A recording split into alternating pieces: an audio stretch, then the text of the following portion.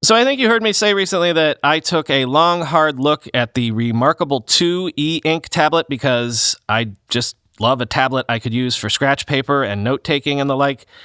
Well, the reMarkable 2 is officially out, and the reviewers tend to come to the same conclusion that I did. The reMarkable 2 does offer the best writing experience, apparently has an excellent display, but it has very limited capabilities if we want to, share your notes and sketches anywhere. Also, it's friggin' expensive at $399. I'll just use Chaim Gartenberg's review in The Verge to speak for the consensus. Quote, "The company has made some admirable progress in refining the design for the second-generation model. Almost every facet of the device has been improved on.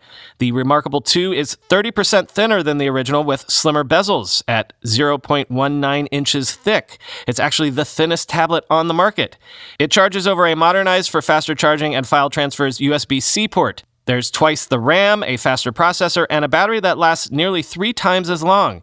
And the design itself is just plain nicer with the plastic frame replaced by aluminum and frosted glass. It's much more befitting of the reMarkable's premium price. The new model is slightly heavier at 0.89 pounds, about twice as much as a standard yellow legal pad, but it's the good kind of weight, one that makes the new model feel sturdier in your hand and on your lap when you're using it. The reMarkable 2 also offers big improvements to the actual writing experience for the e-ink panel. While the second-generation 10.3-inch canvas display is the same size and 226 dpi resolution as the original model, the panel itself is now layered with actual glass instead of plexiglass, making it a stiffer writing surface that doesn't flex as much under your pen. Latency has been reduced by nearly half. The reMarkable 2 offers a 21 ms latency for writing, fixing the biggest issue on the original model. It's a huge improvement, one that makes writing on the reMarkable feel nearly as fast as using a regular pen and paper, end quote. But, and you knew there was a but coming, the lack of backlighting is apparently annoying.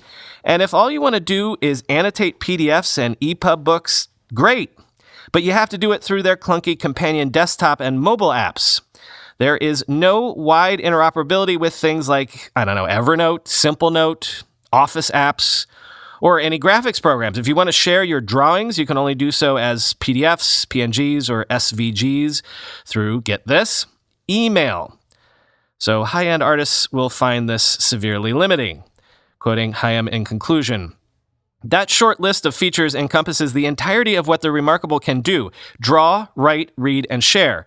According to reMarkable, that rather limited list of features is an intentional design choice. The company argues that the goal of the tablet is to offer a more advanced version of traditional paper, one that's unbound by limits of physical space and more easily shared in a digital age, but without weighing down the experience with the distractions and temptations of a full-fledged tablet.